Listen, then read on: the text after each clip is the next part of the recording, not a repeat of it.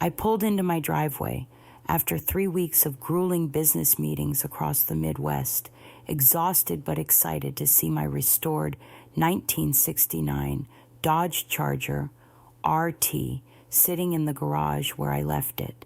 Instead, I found empty space. My heart stopped.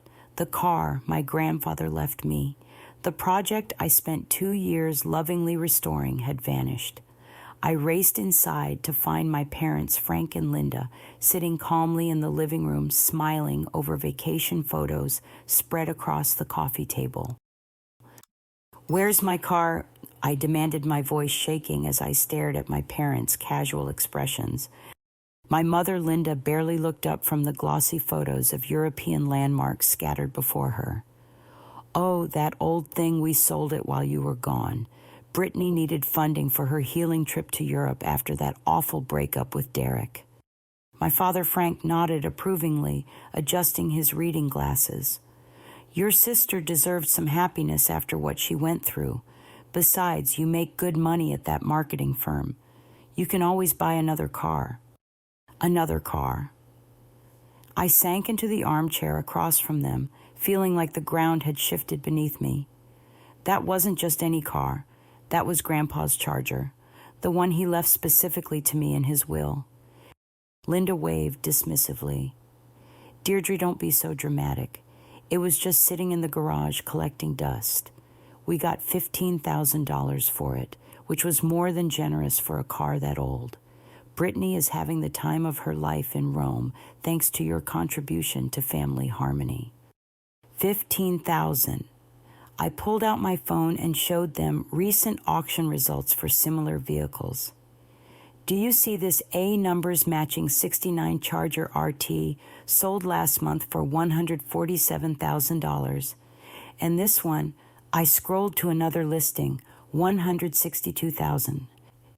The color drained from my father's face as he studied the screen. "That can't be right. The buyer said it needed extensive work. He seemed very knowledgeable about classic cars." I opened my filing cabinet and retrieved the authentication documents I'd carefully compiled during the restoration process. "This car has the original L78 475 cubic inch big block engine. The transmission, rear axle, and carburetor are all numbers matching. Every part I replaced during restoration was sourced from certified Mopar dealers to maintain authenticity." My mother's hand trembled as she reached for the documents. "But the man said it was just an old muscle car. He pointed out rust spots and mechanical issues." "What rust spots?" I fought to keep my voice level. "I spent every weekend for 2 years stripping that car down to bare metal. I learned bodywork engine rebuilding and interior restoration specifically for this project. There wasn't a speck of rust anywhere." Frank stood abruptly, pacing to the window. "Well, how were we supposed to know? You never told us it was worth that much money." "I told you countless times how special it was. I showed you the magazine articles about Grandpa's racing days.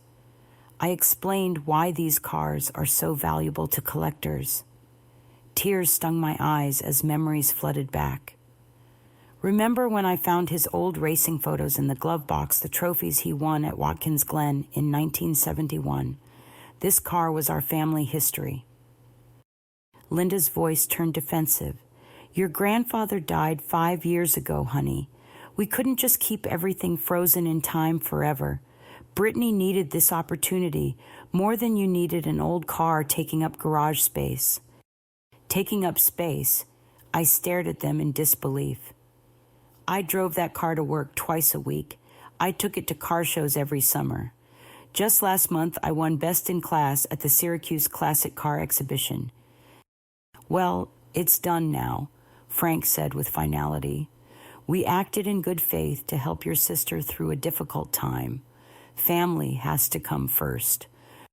I thought about all the sacrifices my parents had made for Brittany over the years.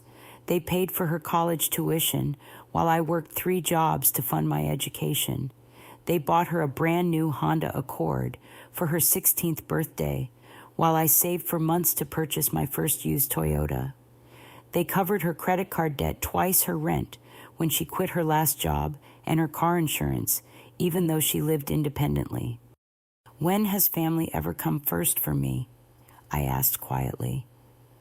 "When I needed help with college expenses, you said it would build character to work for it myself. When I asked for a loan to start my marketing business, you said I should learn fiscal responsibility. But when Brittany wants a month-long European vacation to get over her latest breakup, suddenly $15,000 appears overnight." "That's completely different," Linda snapped. "Brittany has been through emotional trauma. You've always been the strong one, the independent one. We knew you'd be fine. So my feelings don't matter because I handle problems without falling apart." I stood up, my hands clenched into fists. "Do you have any idea what that car meant to me?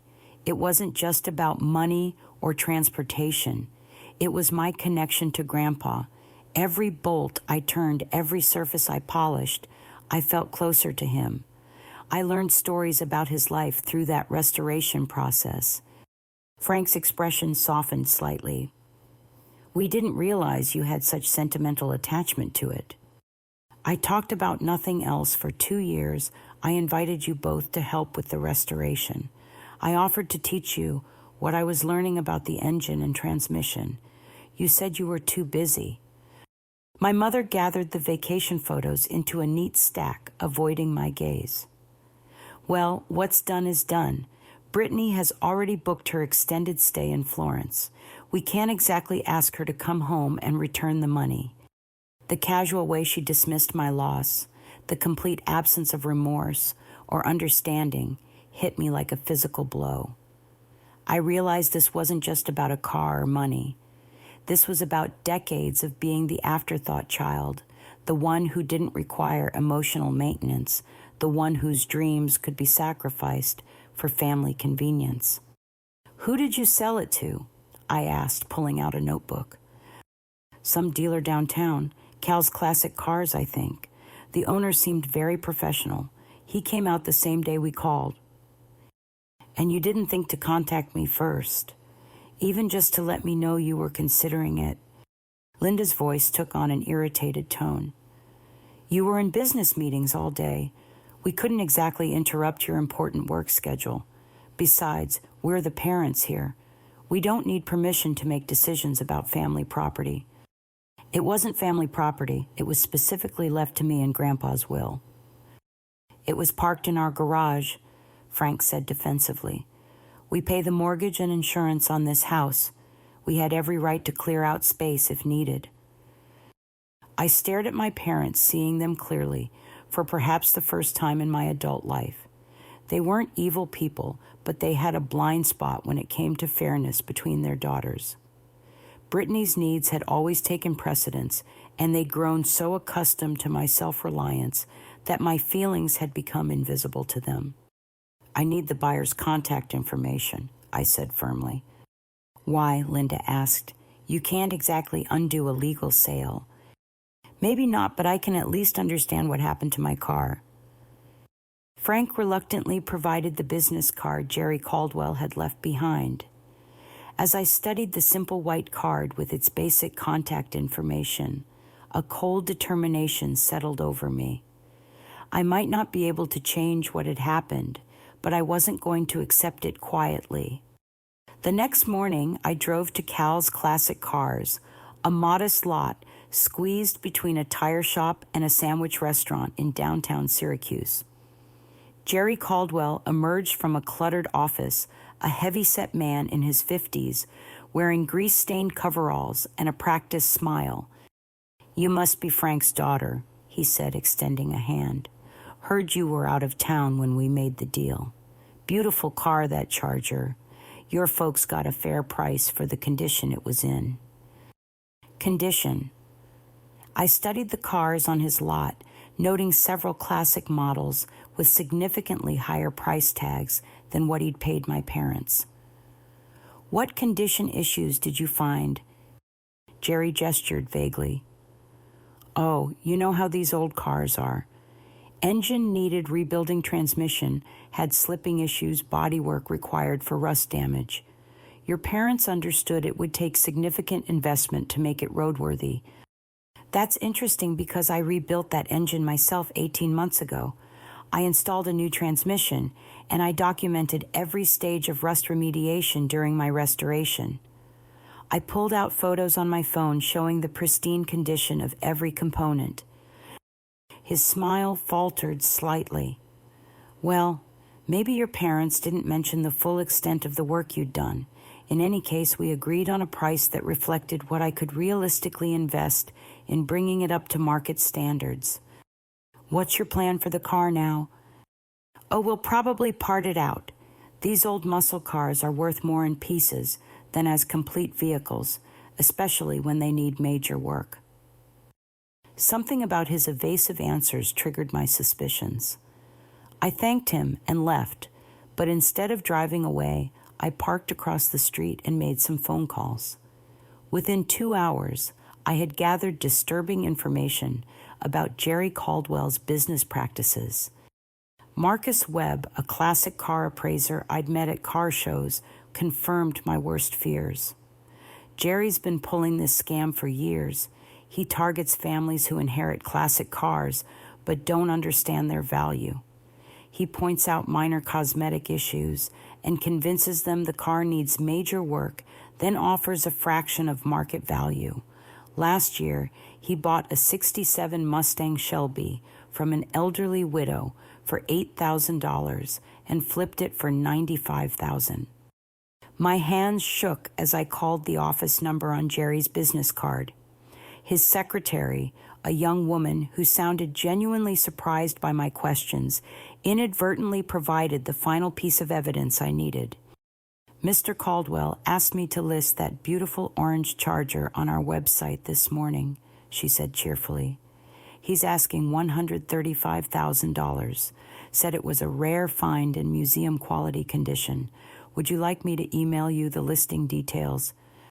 I accepted the email, then sat in my car, reading the glowing description of my grandfather's car. Jerry had photographed it from every angle, highlighting the exact features I'd meticulously restored. The listing praised the numbers-matching drivetrain, the authentic interior, and the flawless paint job. Every word contradicted what he'd told my parents about the car's condition. When I confronted my parents with this evidence that evening, their reactions revealed just how deeply they'd been manipulated. He seemed so knowledgeable, Linda repeated, wringing her hands. He pointed out scratches we hadn't noticed and explained how expensive restoration work would be. Frank pulled up the online listing on his laptop, his face growing pale as he read Jerry's description. This says the car is in exceptional restored condition with professional-grade workmanship throughout. That's the exact opposite of what he told us. He knew exactly what he was getting, I said, trying to keep my voice steady. He recognized a rare, valuable car and took advantage of your lack of knowledge. This wasn't an honest mistake or difference of opinion about value. This was deliberate fraud. But we already gave Brittany the money, Linda said, her voice rising with panic. She's already in Europe spending it. We can't exactly ask her to wire money back from Italy. I looked at my parents, realizing they were more concerned about protecting Brittany from inconvenience than addressing the injustice of what had happened. Even knowing they'd been scammed, their first instinct was to shield their favored daughter from any consequences. Did you consider calling me before making the sale? I asked. Even after Jerry made his offer, did you think about waiting until I returned? Frank shifted uncomfortably. Brittany was pressuring us daily about getting the money. She said all the good travel deals would be booked if we waited. She was so heartbroken about Derek, we just wanted to help her feel better. So my property rights were less important than Brittany's travel timeline. It's not that simple, Linda protested. We thought we were doing something nice for the whole family. Brittany gets her healing trip, we clear out garage space, and you get to see your sister happy again. Everyone benefits. Except I lost a car worth over $100,000 and you enabled a scam artist to profit from your mistake. My mother's expression hardened. Don't take that tone with us, young lady. We raised both you girls to value family over material possessions. A car is just metal and plastic. Your sister's emotional well-being is far more important. I stared at her, recognizing the twisted logic that had governed their parenting decisions for decades. When Brittany needed something, it was about emotional well-being and family support. When I needed something, it was about materialism and selfishness. You're right that family should come before possessions, I said carefully. But this wasn't about choosing between a car and Brittany's happiness. This was about choosing between respecting my property and enabling her financial irresponsibility. You could have helped her in ways that didn't involve stealing from me. We didn't steal anything, Frank said defensively. We made a decision about family resources to help a family member in need. Family resources. I stood up abruptly. Since when was my inheritance considered a family resource available for redistribution? Would you have sold Brittany's car to pay for my vacation? The silence that followed answered my question more clearly than words could have. We all knew they would never have considered such a thing. Brittany's possessions were sacred, protected by their fierce parental instinct. My possessions were apparently community property available for sacrifice whenever convenient. I'm going to call Jerry tomorrow and demand he return the car, I announced. He won't do it, Linda said dismissively. The sale is final. We have a signed contract and everything. Then I'll explore other options. Like what? Frank asked. You can't exactly force him to undo a legal transaction. I didn't answer immediately because I wasn't sure myself what options existed, but I knew I couldn't simply accept this betrayal and move on as if nothing had happened. My grandfather's legacy, my 2 years of dedicated work, and my own self-respect demanded that I fight back somehow. As I drove home that night, I realized the situation had revealed something important about my family dynamics that I'd been too close to see clearly. My parents genuinely believed they were good people, making reasonable decisions. They saw themselves as fair, loving parents who were simply trying to help both their daughters. They couldn't understand why I was upset about losing just a car when they'd used the money to help Brittany heal from emotional trauma. But their blindness to the favoritism, the property rights violations, and the complete dismissal of my feelings showed me that this relationship was more broken than I'd ever admitted to myself. They weren't evil, but they were so committed to protecting Brittany from consequences that they'd lost the ability to see how their choices affected me. The next morning, I would start fighting back, not just for the car, but for the principle that my feelings and rights mattered too. I scheduled an emergency consultation with Patricia Wu, the estate attorney who had helped settle my grandfather's affairs 5 years earlier. Patricia's downtown office felt like a sanctuary of order and logic after the emotional chaos at my parents' house. I remember your grandfather's case well, Patricia said, reviewing the thick file she'd retrieved from storage. William Chen was very specific about his wishes regarding that charger. Let me review the documentation. As she studied the papers, her expression grew increasingly concerned. Deirdre, we have a significant problem. The title transfer from your grandfather's estate to your name was never properly completed through probate court. My stomach dropped. What do you mean? There was a clerical error in the court filing.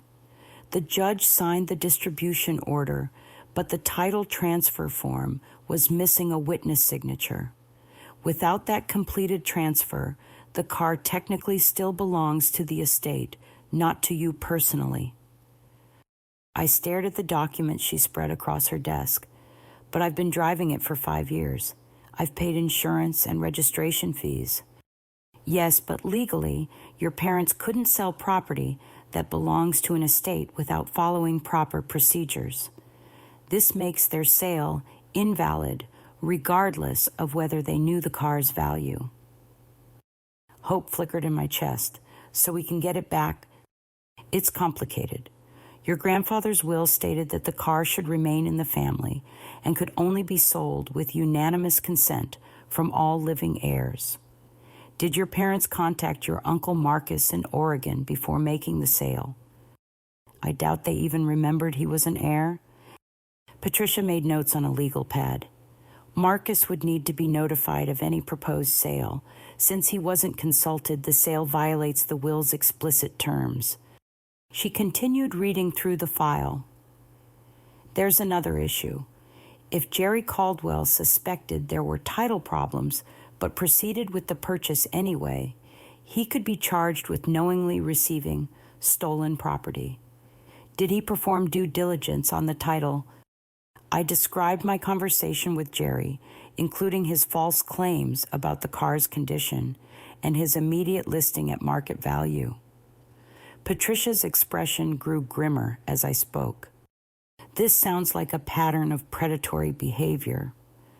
I'll need to research whether other families have filed complaints against this dealer. Over the next 2 hours, Patricia outlined the legal complexities I faced. The estate needed to be reopened to complete the title transfer, which would require court approval and fees. We'd need to notify all parties about the improper sale and demand return of the vehicle. If Jerry refused, we could pursue criminal charges for theft and fraud. What are the chances of success? I asked. Very good for recovering the car given the clear violations of estate law and your grandfather's will. Less certain for criminal charges unless we can prove Jerry knew about the title problems. The process will take several months and cost approximately $15,000 in legal fees. $15,000. That was exactly what my parents had received for the car. I'd have to pay that much just to recover my own property. Unfortunately, yes. Estate litigation is expensive, and we'll need expert testimony about the car's value title research and potentially private investigators to document Jerry's business practices.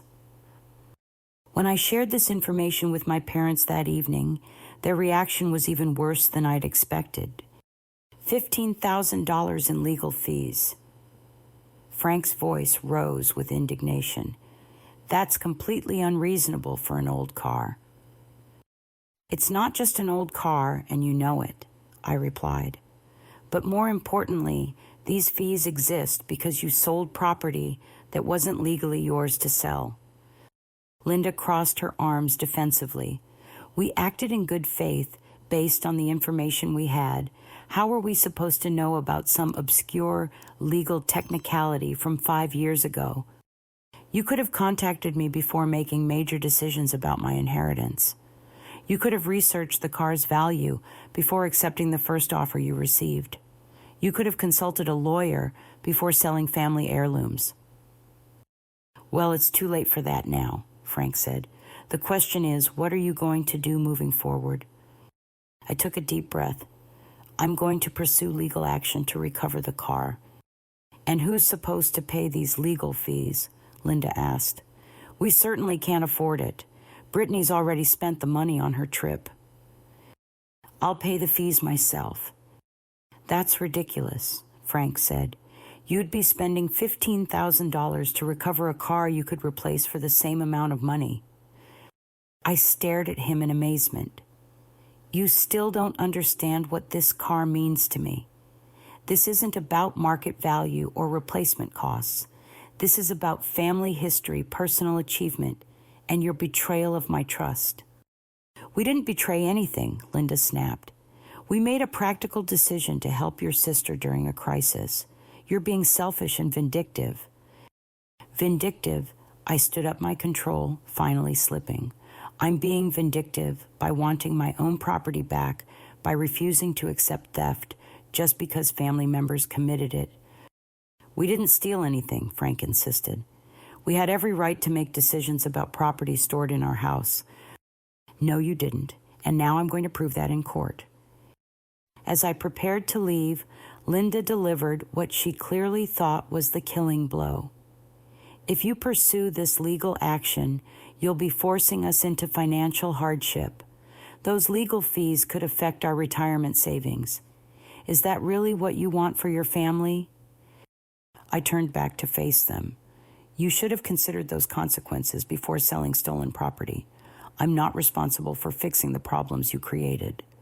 That night, I called Uncle Marcus in Oregon. His reaction to learning about the car sale was explosive. "They sold William's Charger without telling me," he shouted. "That car was supposed to stay in the family. I specifically discussed that with you and your parents after the funeral." I remember that conversation too, but apparently they forgot. Forgot hell. They ignored it because it was inconvenient. William would be furious if he knew his car was sold to fund some spoiled brat's vacation in Europe. Marcus agreed to join any legal action and to testify about the will's requirements. As William's younger brother and fellow car enthusiast, he had strong opinions about preserving automotive family history. "That car meant everything to your grandfather," he said. "He raced it, restored it, and planned to pass it down through generations. Your parents treated it like garage sale junk." After hanging up with Marcus, I sat in my apartment trying to process the day's revelations. The legal path forward was clear, but expensive and emotionally exhausting. I would have to fight my own parents in court while paying thousands of dollars for the privilege. But the alternative was accepting that my feelings didn't matter, that my property could be stolen without consequences, and that Brittany's wants would always trump my rights. I couldn't live with that precedent. The legal battle would begin tomorrow. 2 weeks into the legal process, Jerry Caldwell's attorney contacted Patricia with a counterattack that left me reeling. Attorney David Steinberg's letter arrived on official letterhead, threatening to sue me for breach of contract and business interference. "Mr. Caldwell has already invested $12,000 in improvements to the vehicle," Patricia read from the letter during our meeting. "He's demanding compensation for paint correction, mechanical upgrades, and lost business opportunities if he's forced to return the car." Improvements. I snatched the letter from her hands. What improvements could he possibly have made in 2 weeks? Patricia had already researched Caldwell's claims. "He's documented new tires, brake work, and detailing services. None of it was necessary, but legally he can argue these were good faith investments made before he knew about the title dispute. So now I have to pay him for work I never authorized on a car he stole. It's more complicated than that. If we prove the original sale was invalid, we can argue his improvements were made without proper ownership.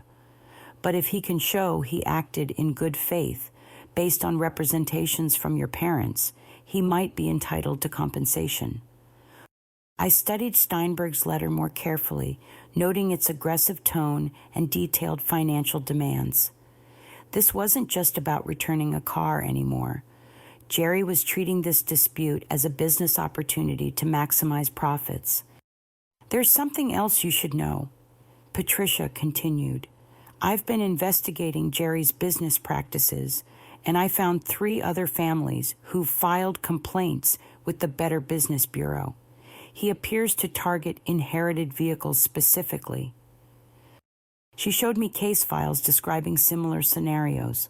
An elderly widow whose late husband's Corvette was purchased for $6,000 and resold for $48,000. A young man whose father's restored Mustang was bought for $4,000 and flipped for $32,000. In each case, Jerry had claimed the vehicles needed extensive work and offered far below market value. "This establishes a pattern of predatory behavior," Patricia explained. "But proving fraud requires demonstrating that he knew your car's actual value and deliberately misrepresented its condition. The legal complications multiplied when I arrived home that evening to find my parents waiting in my apartment lobby. Their faces were grim, and Frank carried a folder of documents. "We need to talk," he said without preamble. In my living room, they delivered news that transformed this dispute from a family disagreement into a financial crisis. "Jerry Caldwell's lawyer contacted us today," Linda announced. "He's threatening to sue us too, claiming we misrepresented the car's condition and ownership status." "And there's more," Frank added, opening his folder. "We borrowed against our house to help pay for Brittany's extended vacation. We used the $15,000 from your car as a down payment, but we owe another $20,000 on a home equity line of credit." I stared at them in disbelief. "You mortgaged your house to pay for a vacation." "We thought the car money would cover most of the costs," Linda said defensively. "Brittany needed this time to heal and find herself. We couldn't let her suffer just because money was tight. And now, if we have to return that $15,000 as part of your legal action, we might lose our house," Frank continued. "The bank is already asking questions about our debt-to-income ratio." The implications hit me like a sledgehammer. My parents were essentially holding themselves financially hostage to pressure me into dropping the lawsuit. If I succeeded in recovering my car, they could face foreclosure. "You realize what you're doing, right?" I asked quietly. "You're trying to make me responsible for fixing a problem you created. We're trying to make you understand the real-world consequences of your actions," Linda replied. "This isn't just about your hurt feelings anymore.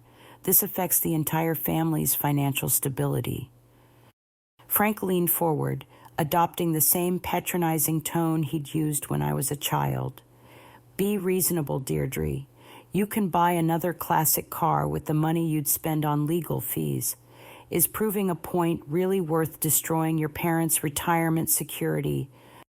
I looked at these people who had raised me, trying to reconcile their current manipulation with my memories of loving, supportive parents. They weren't evil, but they'd become so committed to protecting Brittany from consequences that they were willing to sacrifice anyone else's well-being. "Did it occur to you to call Brittany and ask her to return some of the money?" I asked. "We can't do that," Linda said immediately. "She's already committed to the extended stay program. Backing out now would forfeit everything she's paid." "So Brittany's vacation plans are more important than your house?" "That's not fair," Frank protested.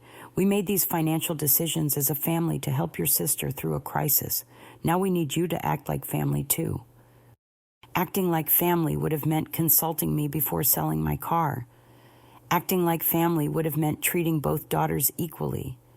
Acting like family would have meant taking responsibility for your mistakes instead of trying to manipulate me into fixing them. I stood up and walked to my kitchen, needing distance from their emotional blackmail. Through the window, I could see the parking space where my grandfather's Charger used to sit when I visited them.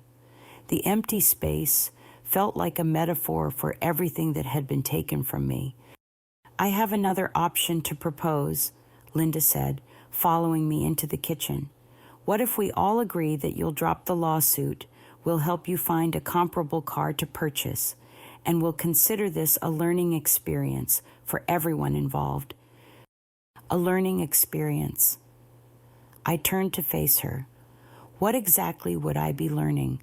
That my property can be stolen without consequences, that my feelings don't matter when they conflict with Brittany's wants, that I should accept injustice to avoid inconveniencing family members. "You'd be learning to prioritize family relationships over material possessions," Frank said from the doorway.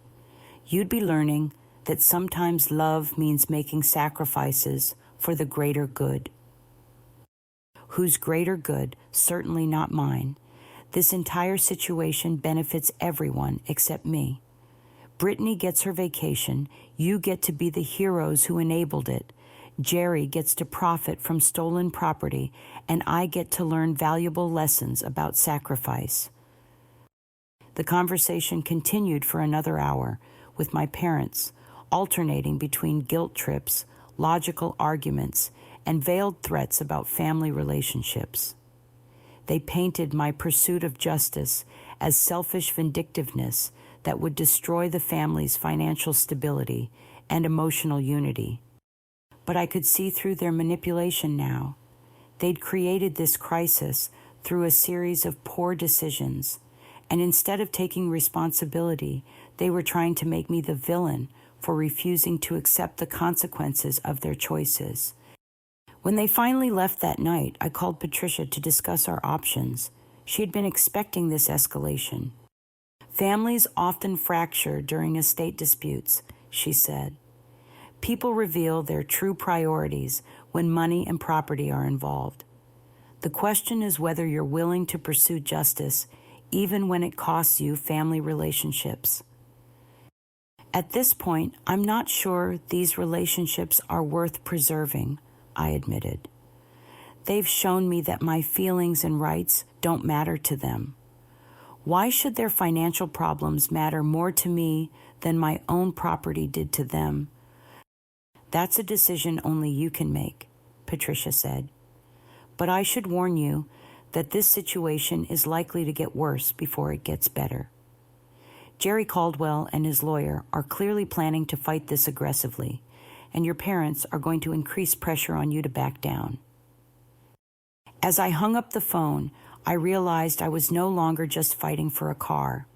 I was fighting for the principle that actions have consequences, that family relationships should be based on mutual respect rather than manipulation, and that enabling someone's irresponsible behavior ultimately helps no one. The battle lines had been drawn, and I was prepared for whatever came next. 3 weeks into what was supposed to be Brittany's month-long European healing journey, I received a panicked phone call from my mother at 6:30 in the morning. "Brittany's in jail in Rome," Linda sobbed into the phone. "She was arrested for public intoxication and disturbing the peace. The hotel kicked her out and she doesn't have money for bail or a flight home." "What happened?" I asked, though part of me wasn't surprised. "She met some Italian boys who were teaching her about wine culture. Apparently, there was a misunderstanding about public drinking laws. She's being held until someone can wire money for fines and deportation fees." Frank's voice came through the background, talking rapidly to someone else on another phone. "The consulate says we need to send $3,000 immediately, or she'll be held for 2 more days until her case goes to court." "Where is she supposed to get $3,000? I asked. "We were hoping," Linda's voice trailed off. "You were hoping I'd pay to bail out the sister whose vacation was funded by stealing my car." "Please don't make this about the car right now," Linda begged. "Brittany is scared and alone in a foreign country. She needs family support." I hung up without committing to help, but I found myself thinking about Brittany's situation throughout the day. Despite everything that had happened, she was still my sister, and the thought of her sitting in an Italian jail cell was troubling. That evening, Frank called to update me on their efforts to help Brittany. We managed to scrape together the bail money by borrowing from our retirement account. She's flying home tomorrow, but her trip is obviously over early. How much money did she spend before this happened? Frank's silence told me the answer before he spoke. Most of it. She was staying in luxury hotels, eating at expensive restaurants, buying designer clothes, and apparently treating her new friends to expensive nights out. The $15,000 was supposed to last a month, but she burned through it in 3 weeks. When Brittany finally arrived home the next day, sunburned and exhausted from her ordeal, she walked into my parents' house like a conquering hero returning from battle. Despite the early end to her trip and the legal troubles, she immediately began regaling our parents with stories of her European adventures. "The architecture in Florence was absolutely life-changing," she gushed, scrolling through hundreds of photos on her phone. And I learned so much about Italian culture. Did you know they take wine seriously enough to arrest you for not respecting proper drinking etiquette? I listened from the kitchen doorway as she described her weeks of indulgence. 5-star hotels, Michelin-starred restaurants, private tours of art museums, designer shopping sprees in Milan, and extravagant parties with wealthy young Europeans she'd met through luxury travel apps. The money went faster than expected because everything in Europe is so expensive, she continued, but it was worth every penny. I feel like a completely different person now, more sophisticated, more worldly. Derek seems so small and provincial compared to the interesting people I met abroad. When she finally noticed me standing in the doorway, her expression shifted to mild annoyance. "Oh, you're here. Mom told me you're making a big drama about your old car. Really, Deirdre, you're going to sue family members over a hunk of metal." I stepped into the living room. That hunk of metal was worth over $100,000 and held significant sentimental value. It was also legally stolen from me. Brittany rolled her eyes. Legally stolen. That's a bit dramatic. Don't you think Mom and Dad made a family decision to help me through a crisis? You should be grateful that your car contributed to such an important personal growth experience. Grateful. I stared at her in amazement. You think I should be grateful that my property was stolen to fund your vacation? It wasn't stolen. It was repurposed for a higher cause. My emotional healing after Derek's betrayal was more important than your attachment to material possessions. Linda nodded approvingly. Brittany's right. Sometimes family members need to make sacrifices for each other. That's what love looks like. Frank gestured to Brittany's phone full of vacation photos. Look how happy and confident she appears now. Clearly, this trip was exactly what she needed. Your car served a beautiful purpose. I felt like I was trapped in an alternate reality where theft had been redefined as generosity and my anger was being portrayed as selfishness. So in your minds, I said slowly, I should feel honored that my inheritance funded Brittany's European shopping spree. Don't minimize what I experienced over there, Brittany snapped. This wasn't just about shopping. I had profound cultural experiences that expanded my worldview. I learned about art and history and different ways of living. I formed connections with fascinating international friends.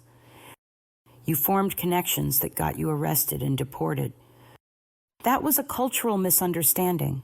Americans aren't used to sophisticated European social customs around alcohol consumption. I looked around the room at my family members trying to understand how they'd arrived at this twisted interpretation of events.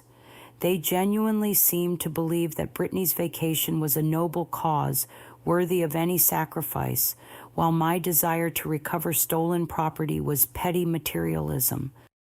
Let me ask you something, Brittany, I said. If someone stole $15,000 from your bank account to fund my vacation, would you consider that a beautiful repurposing of resources? That's completely different. You don't need healing like I do. You've always been emotionally stable and financially secure. I was going through genuine trauma. What trauma exactly? Your boyfriend broke up with you. That's disappointing, but it's not trauma that justifies theft. Linda's voice rose defensively. Derek didn't just break up with her. He cheated with her best friend and then humiliated her publicly on social media. She was emotionally devastated. So every woman who gets cheated on deserves a $15,000 European vacation funded by stealing family property. Stop calling it stealing, Frank said angrily. We made a family decision based on family resources to help a family member in need. We don't need your permission to allocate family assets. It wasn't a family asset. It was my personal property specifically left to me in a will. Brittany stood up abruptly. her face flushed with anger. You know what your problem is, Deirdre. You've never understood what real suffering feels like. You've always had everything easy. Good grades, good job, emotional stability. You don't know what it's like to have your heart broken and your trust shattered. So because my life appears easier to you, my feelings and property rights don't matter. Your feelings matter, Linda said diplomatically, but they need to be balanced against the greater needs of the family. Sometimes love requires sacrifice. Whose sacrifice? I don't see anyone else sacrificing anything. You sacrificed my property for Brittany's benefit. You're asking me to sacrifice my legal rights to protect your financial mistakes. Brittany sacrificed nothing and gained everything. Where exactly is her sacrifice in this equation? The room fell silent as my question hung in the air. Finally, Frank cleared his throat and delivered what he clearly thought was the definitive argument. If you pursue this legal action, you'll be tearing this family apart over money. Is that really what you want, to destroy relationships that have lasted your entire lifetime over a car that can be replaced? I looked at each of their faces, seeing expectation and manipulation where I'd once seen love and support. They were waiting for me to back down, to be the reasonable one who prioritized family harmony over personal justice. They expected me to absorb this betrayal and move on because that's what I'd always done. You're right that this could tear our family apart, I said quietly. But you tore it apart when you chose to steal from one daughter to benefit the other. You tore it apart when you dismissed my feelings as unimportant materialism. You tore it apart when you asked me to fix the problems you created instead of taking responsibility for your own mistakes. I picked up my purse and headed for the door. I'm not the one destroying this family. I'm just refusing to pretend that what you've done is acceptable. As I reached the door, Brittany called out with venom in her voice. Fine, go ahead and sue your own parents, but don't expect us to welcome you back when you realize how wrong you've been. I turned back for one final look at my family, memorizing their faces, because I suspected this might be the last time we were all in the same room together. I've never been more certain that I'm doing the right thing, I said, and walked out into the cool evening air, feeling lighter than I had in weeks. The next morning, I sat in Patricia Wu's office with a box of evidence that would change everything. For the past month, following Patricia's advice, I'd been secretly recording every conversation with my parents and carefully documenting their responses to the legal situation. This recording from last night is particularly damaging, Patricia said, listening to the family confrontation through her computer speakers. Your sister explicitly describes using the car money for luxury shopping and entertainment, which contradicts their claims that the sale was necessary for emotional healing. I had hours of audio documentation, my parents admitting they never researched the car's value, Frank acknowledging they borrowed against their house to fund Brittany's extended vacation, Linda stating they didn't need my permission to sell my property, Brittany bragging about her expensive European lifestyle.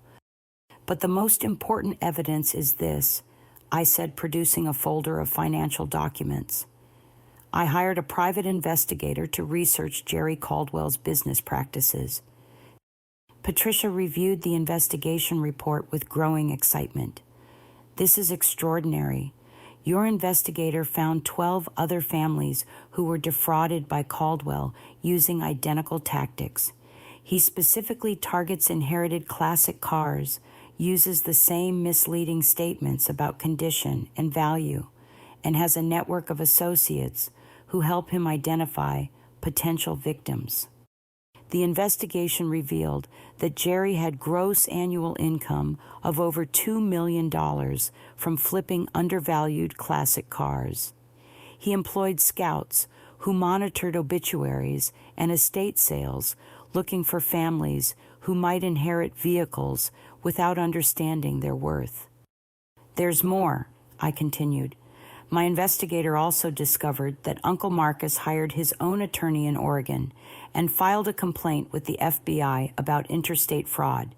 Jerry's business practices violate federal consumer protection laws. Patricia leaned back in her chair, processing the implications.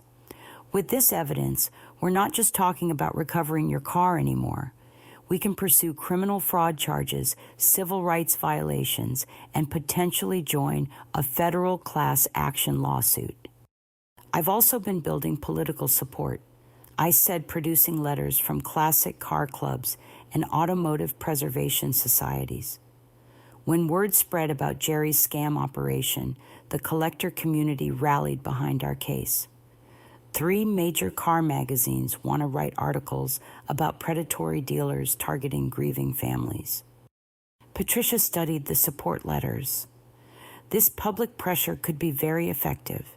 Jerry's business depends on maintaining a respectable image in the classic car community. Negative publicity could destroy his ability to find new victims.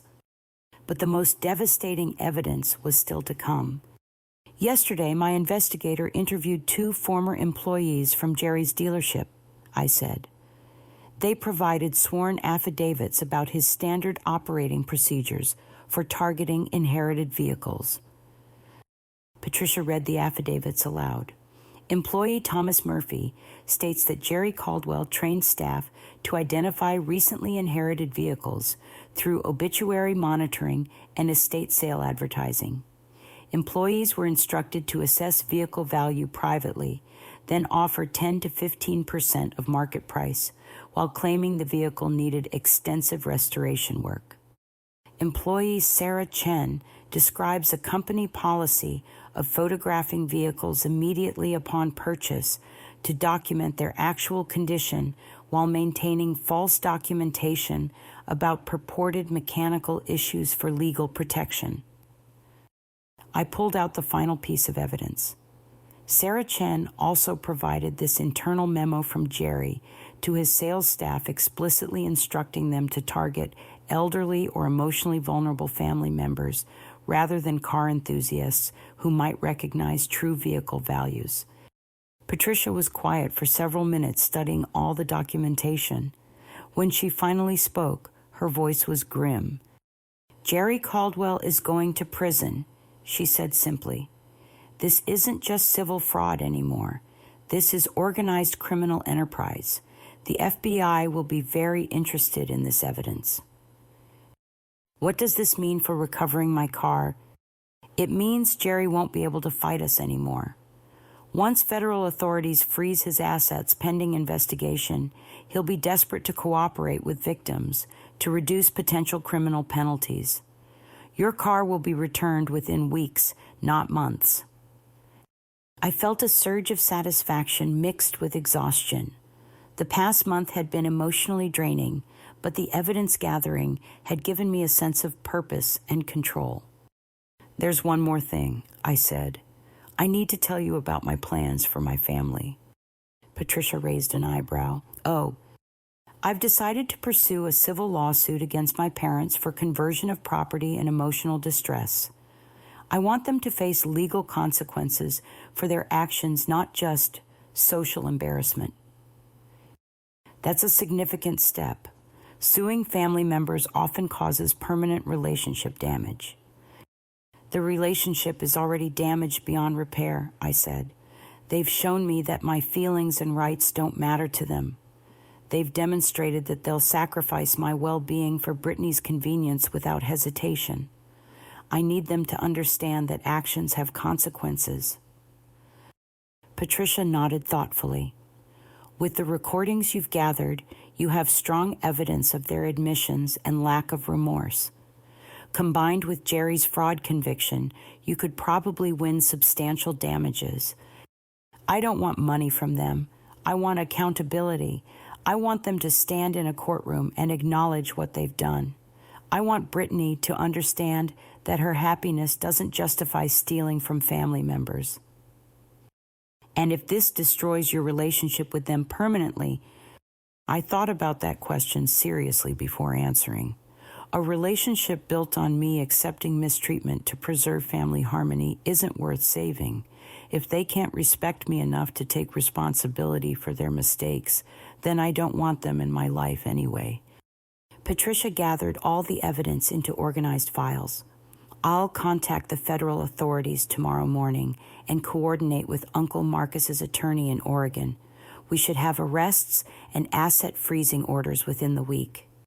As I left her office that afternoon, I felt a strange mixture of triumph and sadness. I was about to achieve complete victory in recovering my car and seeing justice served against everyone who had wronged me. But the cost was the complete destruction of my family relationships. For the first time in my adult life, I was prioritizing my own well-being over family harmony. It felt both liberating and terrifying. That evening, I called Uncle Marcus to update him on our legal strategy. His reaction was immediately supportive. "Your grandfather would be proud of how you're handling this," he said. "William always believed that family members should protect each other, not exploit each other. Your parents forgot that lesson, but you're teaching it to them the hard way." "I'm worried that I'm being vindictive," I admitted. "Standing up for yourself isn't vindictive. Allowing people to steal from you without consequences would dishonor William's memory and enable more bad behavior. Sometimes love requires tough consequences." After hanging up with Marcus, I sat in my apartment looking at photos of my grandfather with his beloved Charger. In one picture, he was teaching me to check the oil when I was 8 years old, his weathered hands guiding mine as we lifted the hood together.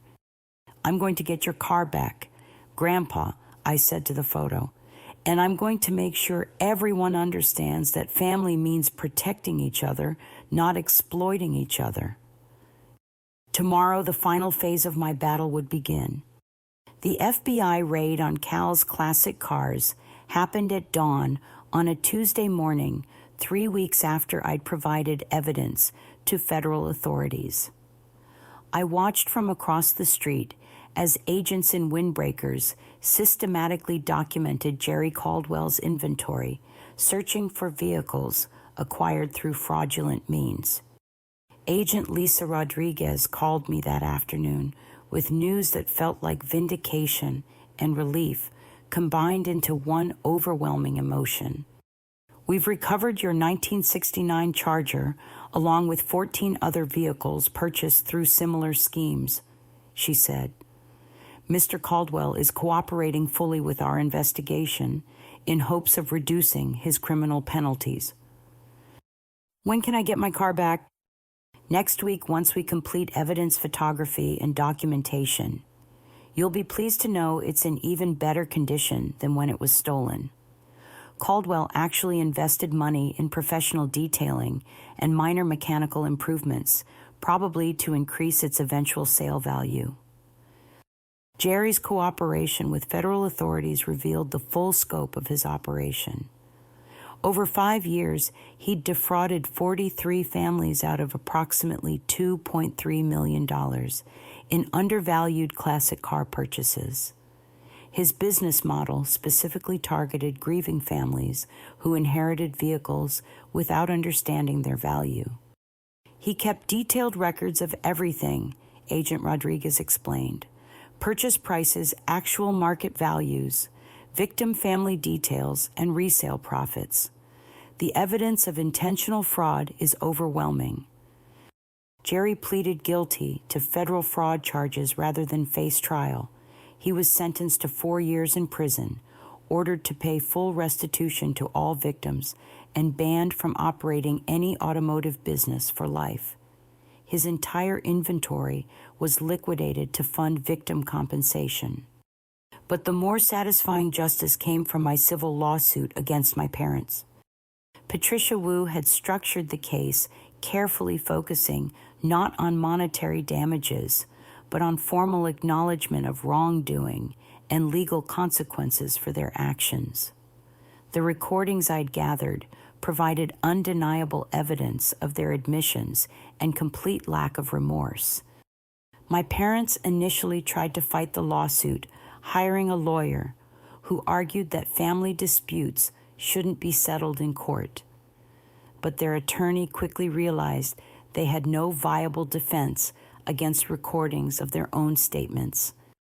Frank and Linda were forced to appear in court and formally admit to converting my property without permission, failing to research its value before sale, and attempting to manipulate me into accepting their theft. The judge ordered them to pay my legal fees and formally apologize in writing. More importantly, their financial situation forced them to confront the consequences of their poor decisions. The home equity loan they'd taken to fund Brittany's vacation, combined with legal fees from fighting my lawsuit, left them severely overextended. They were forced to sell their house and downsize to a modest apartment across town. Frank took a part-time job at a hardware store to supplement their retirement income. Linda began working at a department store, experiencing hourly wage employment for the first time in her adult life. The experience was humbling in ways that changed their perspective on financial responsibility and family dynamics. Brittany's transformation was the most dramatic of all. When my parents could no longer provide financial support, she was forced to find employment and develop actual life skills. The European vacation had been her last hurrah of irresponsible behavior. She eventually found work at a nonprofit organization helping low-income families navigate financial assistance programs. The daily exposure to people facing genuine hardship gave her perspective on her own privilege problems. I never understood what real struggle looked like.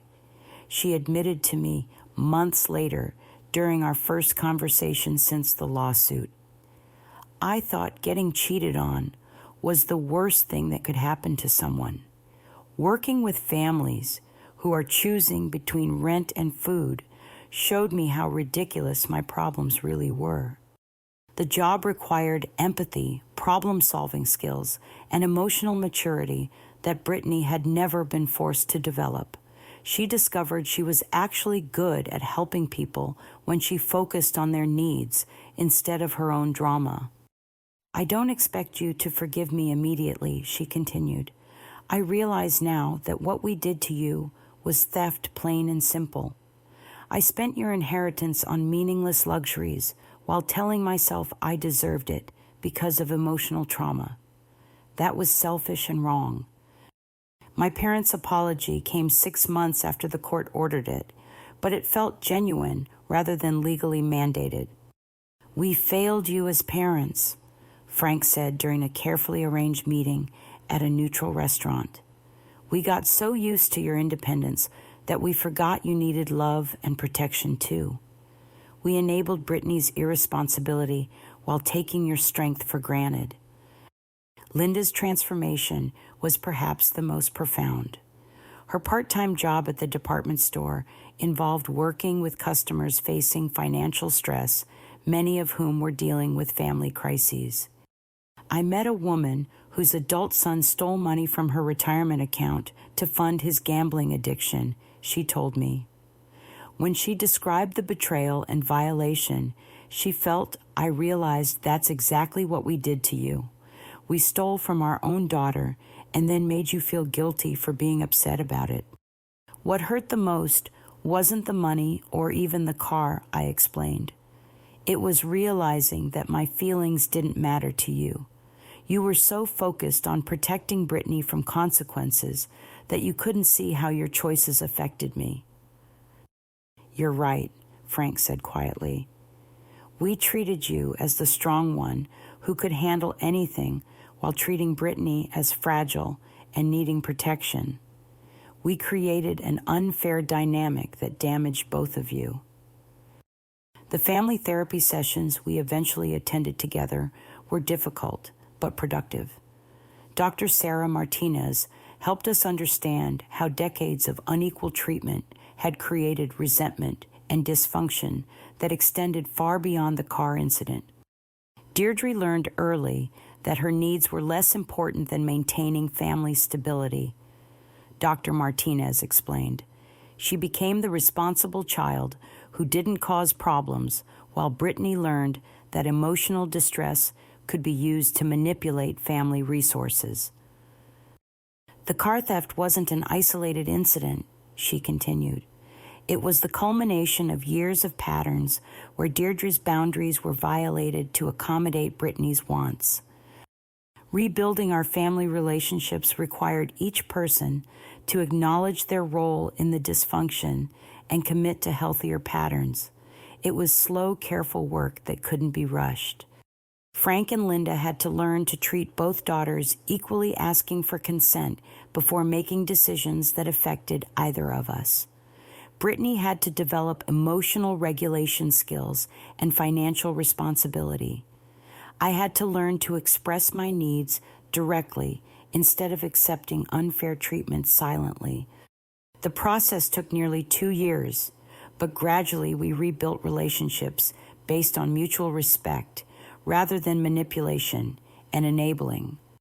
Today, as I drove my fully restored Charger to our monthly family brunch, I reflected on how much had changed since that shocking day when I discovered my empty garage. My parents now lived modestly, but seemed genuinely happier with simplified lives and honest work. Frank had discovered he enjoyed helping customers with home repair projects, using skills he'd developed over decades of home ownership. Linda found satisfaction in helping fellow department store employees navigate workplace challenges. Brittany had been promoted to supervisor at the nonprofit and was saving money to return to school for social work training. Her relationship with money and material possessions had completely transformed. She drove a used Honda Civic and took pride in her growing savings account. Most importantly, our family gatherings now felt authentic rather than performative. We could discuss problems honestly without fear of emotional manipulation. We respected each other's boundaries and decisions. We had learned that love requires accountability, not enabling. I still can't believe how beautiful this car is, Brittany said, admiring the Charger's pristine interior as we sat in the restaurant parking lot after brunch. Grandpa would be proud of how you restored it and how you fought to get it back. He'd be proud of all of us for learning to be a real family, I replied. It took a crisis to force us to confront our problems, but we came out stronger. The car had become more than transportation or even a family heirloom. It represented the principle that love requires respect, that family members should protect rather than exploit each other, and that sometimes tough consequences are necessary to create positive change. As I started the engine and heard the familiar rumble of the restored big block motor, I thought about the lessons this experience had taught me. Standing up for yourself doesn't make you selfish or vindictive. Refusing to enable harmful behavior is an act of love, not cruelty. Sometimes the people who claim to love you need to face consequences before they can learn to treat you with genuine respect. The Charger pulled smoothly out of the parking lot, carrying me toward whatever adventures lay ahead. But this time I was driving with the confidence that comes from knowing your worth and the strength that comes from refusing to accept less than you deserve. My grandfather's legacy lived on, not just in the restored car he'd left me, but in the courage he'd taught me to fight for what was right, even when the people opposing you were the ones you loved most. In the end, the best way to honor family is to hold family members accountable to their highest values, not their most convenient excuses. What would you do if your family stole something precious from you to help someone else? Would you prioritize family harmony over justice or fight for what was rightfully yours? I'd love to hear your thoughts in the comments below. If this story resonated with you, Please give it a like and subscribe for more real-life stories about family relationships and standing up for yourself. Share this with anyone who needs encouragement to set healthy boundaries with the people they love. Thank you for joining me on this journey of discovering that sometimes love requires courage and that family means protecting each other, not exploiting each other. Until next time, remember that your feelings matter, your boundaries deserve respect, and you're worth fighting for.